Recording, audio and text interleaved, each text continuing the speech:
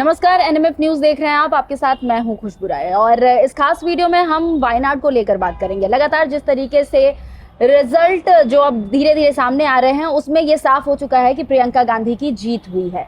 लेकिन यहाँ प्रियंका गांधी सिर्फ नव्या हरिदास से ही नहीं बल्कि राहुल गांधी से भी जीती है। कैसे, इस खास वीडियो के जरिए हम आपको पूरी डिटेल बताएंगे। पूरी जानकारी के साथ हमारे साथ जुड़े हुए हैं पंकज प्रसून, हमारे वरिष्ठ पत्रकार है। सबसे पहले तो सर बहुत बहुत स्वागत है। और वायनाड को लेकर बात कर रही थी, पहली बार प्रियंका गांधी चुनावी मैदान में उतरी और उन्होंने सिर्फ बीजेपी को ही नहीं अपने भाई को भी हरा दिया। 3.65 का मार्जिन था जब लोकसभा में राहुल गांधी उतरे थे, लेकिन इस बार 4 लाख से ज्यादा का मार्जिन देखने को मिल रहा है। क्या कहेंगे इस पर?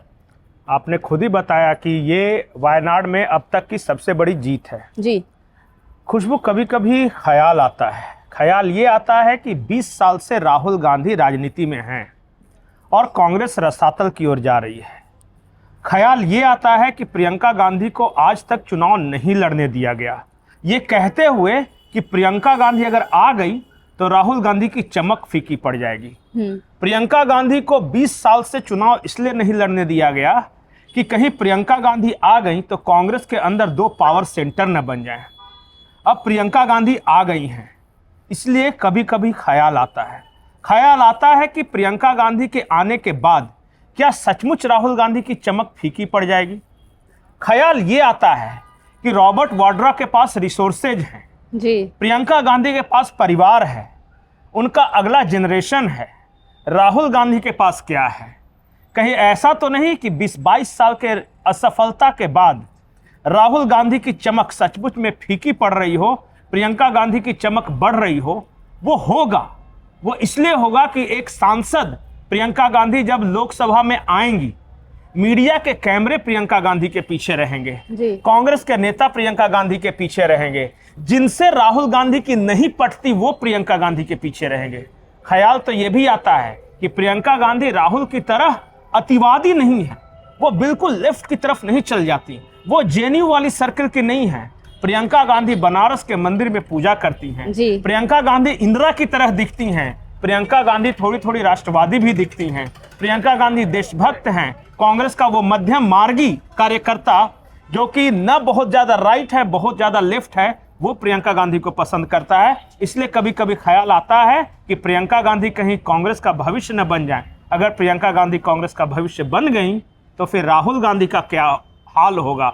और यही ख्याल आता है, 55 से 57 साल के राहुल गांधी हो गए हैं, चिर युवा, आजीवन कुंवारे। राहुल गांधी का क्या हाल होगा अगर प्रियंका गांधी सचमुच आ गई तो? सचमुच आ गई तो अब तो इस पर हम अभी कुछ कहे ये जल्दबाजी होगी पंकज जी। लेकिन जिस तरीके से हमने राजनीतिक विशेषज्ञों की बात करें, उन लोगों ने अगर जब भी विश्लेषण की है तो हमेशा ये बात कहा है कि प्रियंका गांधी जो है वो किंग बन सकती है, क्योंकि उनके अंदर, अभी आपने भी कहा कि इंदिरा गांधी की छवि दिखाई पड़ती है। इंदिरा गांधी की छवि नहीं, प्रियंका गांधी हिंदी ज्यादा अच्छा बोलती है जी। तेजी बच्चन से हिंदी सीखा है, चेहरा मोहरा चाल ढाल इंदिरा गांधी की तरह। मैंने फिर से बताया कि वो कांग्रेस को अतिवाद के रास्ते पर ले जाने से रोक सकती हैं। प्रियंका गांधी ज्यादा भारतीय दिखती हैं। प्रियंका गांधी का कोई सोरोस अंकल भी नहीं दिखता। प्रियंका गांधी का पति है रॉबर्ट, लेकिन अंकल सोरोस नहीं है।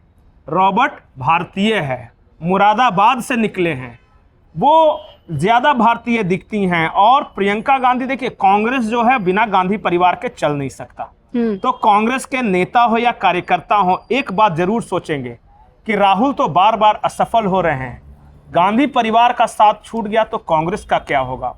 तो गांधी परिवार का साथ रहे और हमेशा के लिए रहे, इसलिए एक अगली पीढ़ी को भी देखना होता है। प्रियंका गांधी अगर आ गई या नेता बन गई कांग्रेस की, तो फिर आगे रेहान वाड्रा, अब तो गांधी नाम लगाना शुरू किया, रेहान गांधी, मिरांडा गांधी, तो वो सिलसिला चलता रहेगा तो कांग्रेस सर्वाइव करता रहेगा। क्योंकि गांधी परिवार एक ऐसा ग्लू है जो कांग्रेस को एक साथ जोड़े रखता है। लोग कहते हैं कि अगर गांधी परिवार नहीं रहा तो कांग्रेस का क्या होगा, कांग्रेस बिखर जाएगी जी।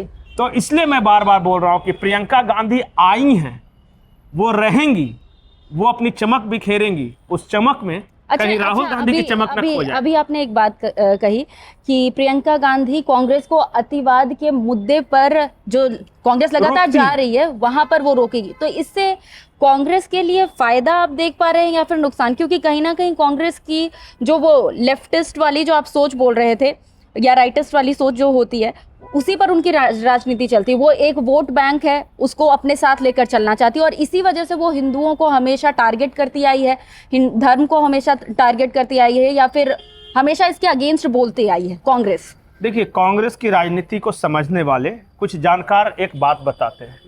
वो ये कहते हैं कि आज की भाजपा इंदिरा गांधी काल की कांग्रेस है और आज की कांग्रेस वामपंथी है, माले है, सीपीआई है, ये बोलते हैं। वो इसलिए कि राहुल गांधी ने कांग्रेस को जिस रास्ते पर ले जाकर रखा है, वो उनका जेएनयू सर्किल हो, स्वरा भास्कर, राणा आयूब, ये इस तरह के लेफ्ट इकोसिस्टम जो हो, उस कारण से कांग्रेस वैसी नहीं थी। कांग्रेस एक राष्ट्रवादी पार्टी है, कांग्रेस देशभक्त पार्टी है, कांग्रेस गांधी जी की पार्टी थी जी। कांग्रेस ने बांग्लादेश आजाद कराया।